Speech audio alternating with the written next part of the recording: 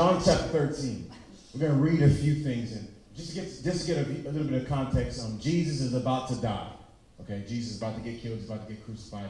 He's hanging out with his disciples for the last time. And he's telling them about all of these things and more things to come. And so the disciples are kind of frantic and worried. And they're really, all their emotions are coming out in this moment. And so we're going to pick up with his interaction with Peter. He says, Simon Peter asked, Lord, where are you going? Jesus replied, where I'm going, you cannot follow now, but you will follow later. Peter asked, Lord, why can't I follow you now? He said this with such zeal. I will lay down my life for you. Then Jesus answered, you will really lay down your life for me? Very truly I tell you, before the rooster crows, you will disown me 3 times. We're going to carry to John chapter 14. He said, do not let your heart be troubled. You believe in God, believe in me also. The Father's house has many mansions or many rooms. If that were not so, would I have told you that I'm going there to prepare a place for you? And if I go to prepare a place for you, I will come back and take you to be with me, so you may also be where I am. You know the way I'm going, or you know the place I'm going. This is Thomas. Thomas says this to Jesus. And this just slow down a little bit. I'm not that fast to read. I wasn't hooked on phonics. You guys know what hooked on phonics was? You guys remember that? I was not hooked on it. There you go. I was hooked on other things. Thomas said to him, Lord, we don't know where you're going, so how can we know the way? Jesus answered, I am the way, the truth, and the life. No one comes to the Father except through me. If you really know me, you will know my Father as well. And pay attention to that language, how Jesus is talking there. From now on, you do know him, and you have seen him. And Philip said, Lord, show us the Father, and that will be enough for us. In verse 9, Jesus says this. Jesus answered, don't you know me, Philip? Even after I've been with you or among you such a long time, anyone who has seen me has seen the Father. How can you say to me, show us the Father? Yes. Let's just process this for a second. Emotions don't give you any warnings. You know what I mean? Like, they just kind of happen to you when you least expect it. They don't warn you. They don't tell you, hey, you're about to get mad, or hey, you're going to cry, or hey, you're going to feel some pain after you stub your toe on the 14th time on your bed when you know you should have moved that thing that was near your bed. Anyway, I'm just saying, emotions kind of get the best of us. And so I can't stand emotions at times. And really, every single one of us have an initial emotion to anything. Now, if I were to say something to you this tonight, you would have an emotion that would arise in your soul. For example, clowns. Some of y'all is like, ugh, I cannot stand clowns. I know some of you guys are scared of clowns, Glendy. No, he's not. He's not scared of clowns.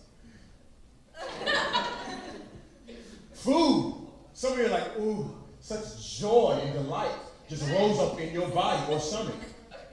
Some, like if I were to say darkness, fear, and trepidation would consume you. Our initial emotions to things can be frightening at times. And for me, that's why I can't stand cockroaches. You know what I'm talking about? Like, I hate roaches because it brings out the worst emotions in me. And when I think about cockroaches and how I tend to react, it's funny because initially what I'll do is I'll pause and I'll consider or I'll stop rather than moving forward. The emotion of fear or angst or worry stops me and prohibits me from going or doing what I need to do. And if we're honest, that's a lot like our Christian life. When considering following Jesus, the initial emotion is fear, worry, pain, qualification, I'm not fit for that. I cannot do that. And what happens is those emotions block you from separating from the things we need to separate from. A lot of times, we sit in the spot that we're in because we're afraid to go where we're supposed to go. We're afraid to move forward. We're afraid to progress. We're afraid of the process of separation. And it's natural. We can relate to that. It's natural. when thinking about separating from sin, when thinking about going from point A to point B, it's natural to be scared. Matter of fact, it's natural to do what the world wants to do. We were born in sin. The Bible says no one seeks God. Everyone has this natural inclination to do what they feel like is right. And every time we know what we feel is right is usually wrong. And so we live in a life where it's natural. Now we have this mysterious, long-haired, godly man saying, hey, I need you to live contrary to what you are naturally used to. I need you to love your enemies. Come on, let's think about that for a second. Jesus says, love your enemies. That's not what you naturally want to do a lot of times. We just want to do what we're used to. We want to go to the things we're used to. We want to hang out with the people that we think we're used to. But Jesus said, hey, live contrary to that. But your initial emotion is, I can't. I'm afraid to. I won't make it. I'm not worthy. I stink. And arrogant, and so on and so forth. So it blocks you from doing that. And so when thinking about the separation, when thinking about separating from darkness, it's difficult. It's tiresome. Like, who in here is so tired of living the Christian life? Let's be honest. What I mean by that is every single day it seems like a process of getting away from something or doing something that we know we feel like we can't. We feel like we're not worthy of doing it. I don't know about you, but it's hard every day to live this life that God has called you and I to live. To live this life that God has said, hey, I have a plan for you, but you just don't see it. You're stuck in this rut called Christianity. And so here's the question I want to ask. Why? Why is it so difficult to overcome? Why is it so difficult to move from sin to freedom? To move from sin to righteousness? To move from wickedness to holiness? Why is that so difficult? What is blocking you and I? And there's 3 interactions I want you guys to see. And we just read it. 3 interactions of why I believe a lot of us are blocked. A lot of our emotions, our feelings, the things we do block us from moving forward. And really, you look at the Bible and you say, oh, the Bible is where we need help. The Bible is where we can get the answer. You know, if we wanted the answer to this question, why is it so difficult? Just look at the people close to Jesus, right? Come on, put up the disciples. They know what's best. Come on. But we see throughout the whole Bible, they struggle the most. The people closest to Jesus seem to have the hardest time living the Christian life, following Jesus. Jesus was there, and they still struggle. You would think Peter, or Jesus' main man Peter, would be good at this, right? Let's look at his conversation. Peter is a zealous man. He is on fire for Jesus. Jesus is going somewhere. Peter says, Lord, why can't I follow? Why can't I go where you're going? And he says to Jesus, he says, I will follow you wherever you go. I will lay my life down for you. Now I want you to notice the first problem in that. Jesus' response is quite unique. It kind of threw me back. Jesus says this, you will lay down your life for me? You, Peter? You gonna do it? You gonna defeat this sin? Seriously, that's what I saw Jesus doing, laughing at Peter's face. Saying, you will lay down your life for me? Peter's like, yeah, I will lay down my life. No, Peter, you won't.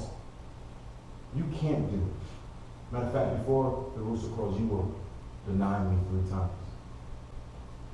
The first problem that we have to realize in trying to separate from dark to light is that we can't do it. Why in the world do so many Christians think that I can defeat this problem? I can overcome this issue? No, you can't. If you could, there was no reason for Jesus to die on the cross. If you could, no reason Jesus had to suffer the pain, the agony, the rejection that he had to suffer if you could do it on your own. He looked at Peter and said, you will lay down your life? No, you won't. Matter of fact, you can't. It's a principle we ought to hold. We need to shift our eyes off of our will onto his. All these motivational speakers say, you can do it. Just believe in yourself. No, that's the opposite of what we need to do. If we believe in ourselves, we're going to let ourselves down. Listen to how hard this is, okay? Let's look at a baby, okay? If I would have told a baby, my daughter, for instance, say, Callie, I need you to pick that up. Callie, and I said, Callie, can you pick it up? She said, oh, yes, Daddy, I can do it. I'm going to look at Callie and say, no, you can't. Why? Because this is too big for you to carry. This is too heavy for you to hold. Jesus said, hey, sit there and watch me pick it up. But too many times, we can't leave this sin because we think we can do it. We think we can handle it. We think we can overcome it. And that's the problem with a lot of us Christians, including myself. We can't handle it. It's not our will, but His. Even Jesus knew this principle. Jesus, God, Himself knew the principle of giving up His own will. We see this in Matthew 26. He's in the Garden of Gethsemane right before He's about to be crucified. He goes to pray. He prays the same prayer 3 times. He says, Lord, if this cup may pass from me, and I'm paraphrasing a little bit, let it pass. But He says something that is unique. Not my will, but yours. What is Jesus telling you and I? Not your will, but His. Not your might, but His.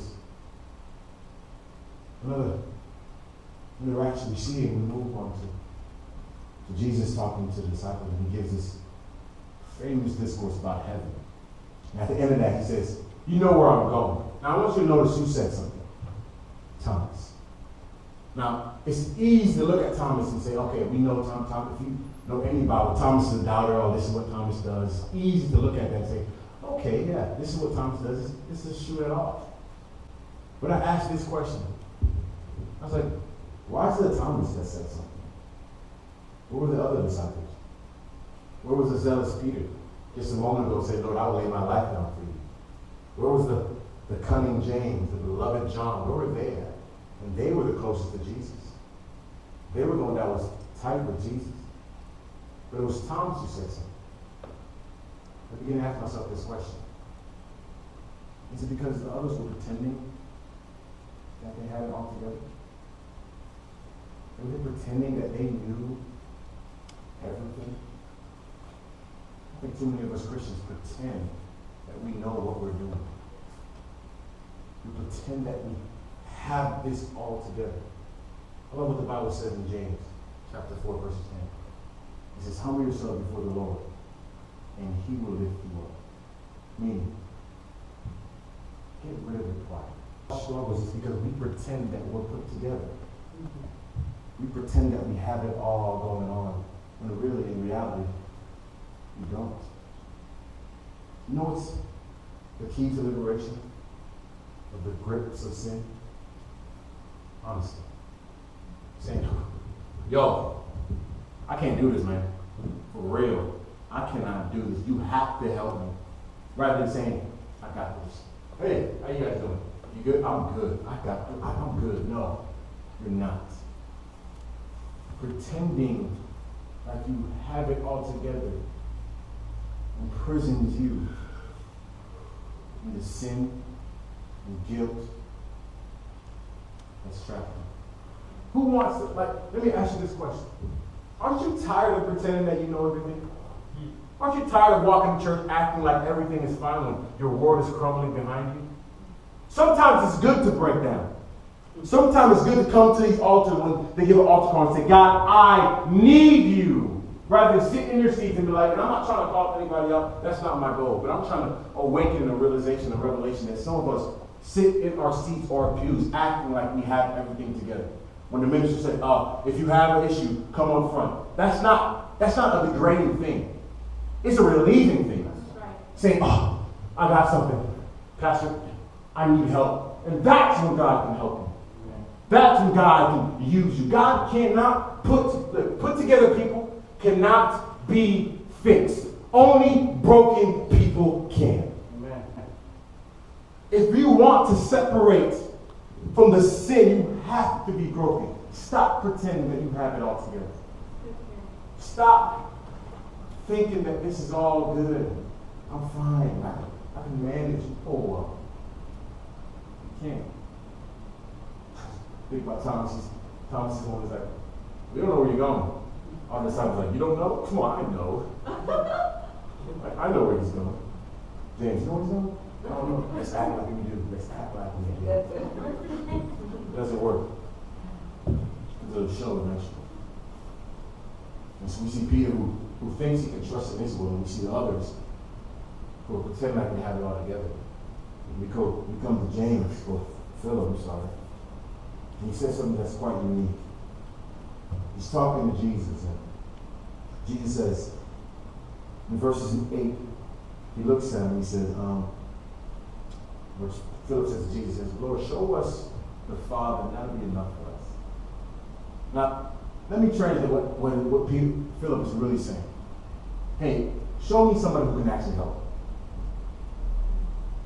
Show me someone who could actually get me out of this sin, get me out of this world, get me out of all this mess that I'm in. Show me something who can help me. Jesus like, wait, what did you say to me? Like, have you not been with me this whole time?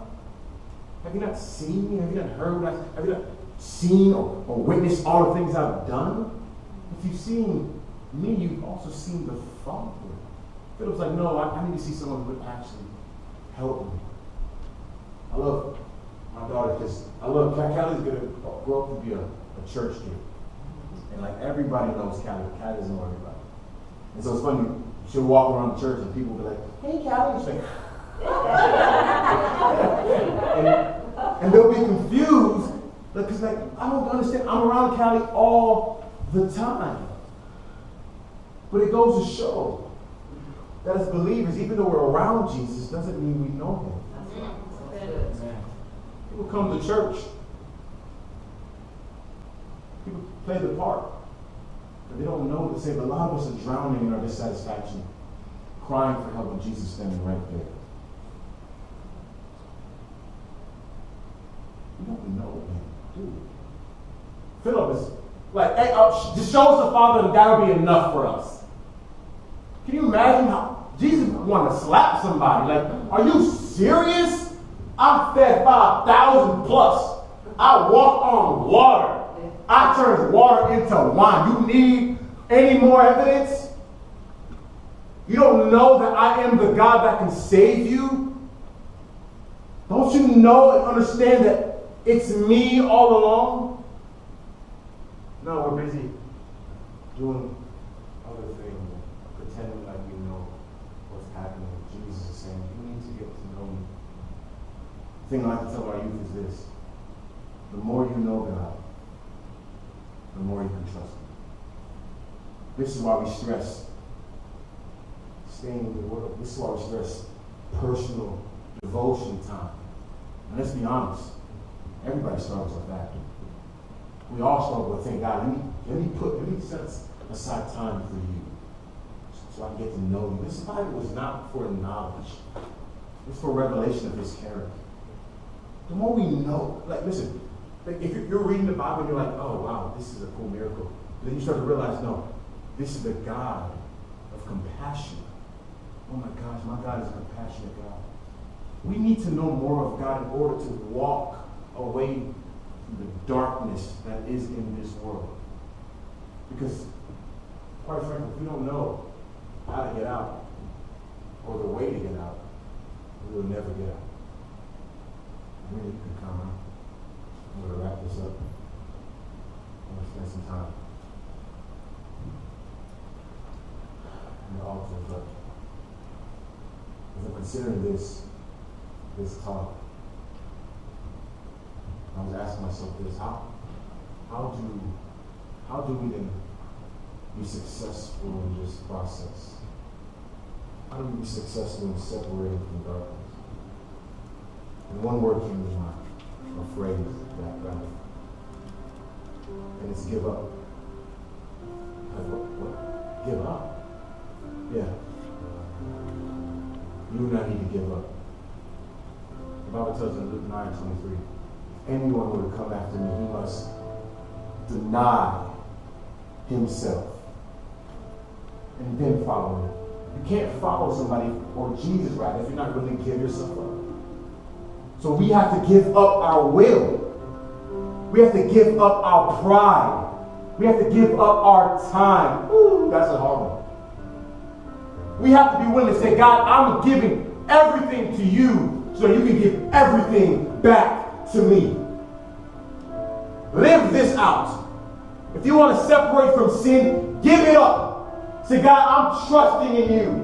I'm not going my way, not my way, but your way. God, I'm broken. I'm not going to pretend or act like I have everything together because I don't. God, I want to know, I'm going to sacrifice some time. You know what? I'm going to set an agenda. Today or this week, I'm going to spend 30 hours. I don't know, I'm just saying 30 hours. 30 hours.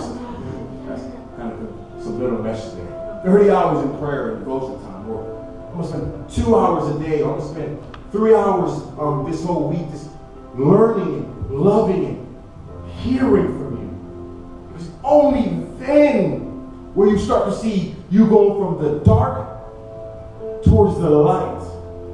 From your past towards his future for you. Look, this is not going to be easy. Can I be honest with you? It's not going to be easy.